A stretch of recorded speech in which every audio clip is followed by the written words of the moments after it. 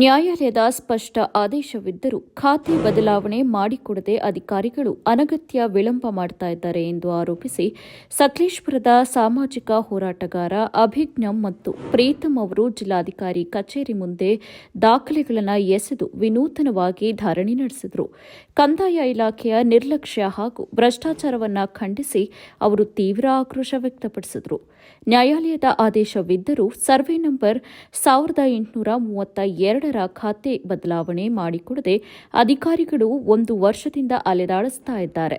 ಖಾತೆ ಬದಲಾವಣೆಗೆ 29 ಲಕ್ಷ ರು ಲಂಚ ಬೇಡಿಕೆ ಇಟ್ಟಿದ್ದಾರೆಂದು ಗಂಭೀರ ಆರೋಪ ಮಾಡಿದ ಅವರು, ಜಿಲ್ಲಾಧಿಕಾರಿಗಳು ತಕ್ಷಣ ಹಸ್ತಕ್ಷೇಪ ಮಾಡಿ ನ್ಯಾಯ ಒದಗಿಸಬೇಕು, ಇಲ್ಲದಿದ್ದರೆ ಹೋರಾಟ ತೀವ್ರಗೊಳಿಸಲಾಗುವುದು ಎಂದು ಸಕಲೇಶಪುರದ ಸಾಮಾಜಿಕ ಹೋರಾಟಗಾರ ಅಭಿಜ್ಞಂ ಮತ್ತು ಪ್ರೀತಂ ಎಚ್ಚರಿಸಿದರು. ಅಭಿಜ್ಞಂ ಮತ್ತು ಪ್ರೀತಂ ಏನಾಗ್ತಿದೆ ಅಂದ್ರೆ ಕೆಲ ಅಧಿಕಾರಿಗಳು ಯಾವಾಗ ಬ್ರೈಬ್ ಕೇಳಿದ್ರು ಅಲ್ಲಿ ಅಧಿಕಾರಿಗಳ ಮಿಸ್ಗೈಡ್ ಮಾಡ್ತಾ ಇದ್ದಾರೆ.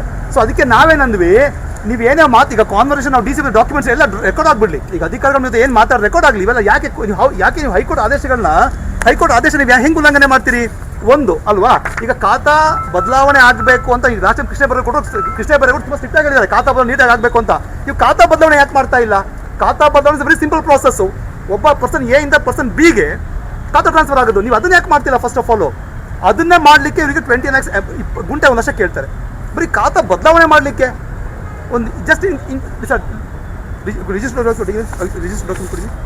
ಇದು ದಾನ ಪತ್ರ, ಇದು ಇವರ ಬ್ರದರ್ ಇಂದ ಸಿಸ್ಟರ್ ಆಗಿ ಅದು ರಿಜಿಸ್ಟರ್ಡ್ ಆಗಿದೆ ಡಾಕ್ಯುಮೆಂಟ್. ಇದನ್ನ ಜಸ್ಟ್ ಯಾಕೆ ಎಕ್ಸಿಕ್ಯೂಟ್ ಯಾಕೆ ಮಾಡ್ತಾ ಇಲ್ಲ? 30 ವರ್ಷದ ಜಾಗನ ಸ್ಟೇಡಿಯಂಗೋಸ್ಕರ ಬಳಸ್ತಾರೆ. ಡಾಕ್ಯುಮೆಂಟ್ ಇದು ಇಲ್ಲಿಗಲ್ ಡಾಕ್ಯುಮೆಂಟ್, ಇದು ಇಲ್ಲಿಗಲ್ ಡಾಕ್ಯುಮೆಂಟ್, ಯಾವ್ದು ಇಲ್ಲಿಗಲ್? ಎಲ್ಲ ಸರ್ಟಿಫೈಡ್ ಡಾಕ್ಯುಮೆಂಟ್ಸ್ 10 ಸತಿ ಕೊಟ್ಟಿದ್ದಾರೆ ಸರ್. ಇದು ಡಿಸರ್ ಗಮನಕ್ಕೆ ಬರ್ತಾ ಇಲ್ಲ. ಇದು ಎಲ್ಲಿಗೋ ಇದು ಅಲ್ಲಲ್ಲೇ ಮುಚ್ಚಾಕ್ತಾರೆ, ಇದನ್ನ ಅಲ್ಲಲ್ಲೇ ಮುಚ್ಚಾಕ್ತಾರೆ. ನಾವು ರೆಪ್ರೆಸೆಂಟೇಷನ್ ಪ್ರತಿಯೊಂದು ಇಲಾಖೆಗೂ ಕೊಟ್ಟಿರೋದು ಸರ್. ಇದು ಎಷ್ಟು ಸಲ ಕೊಟ್ಟಿದ್ವಿ? ಇಲ್ಲ ಸರ್, ಹೌದು ಎಲ್ಲ ಈಗ ಎಸ್ ಸರ್, ಎಸ್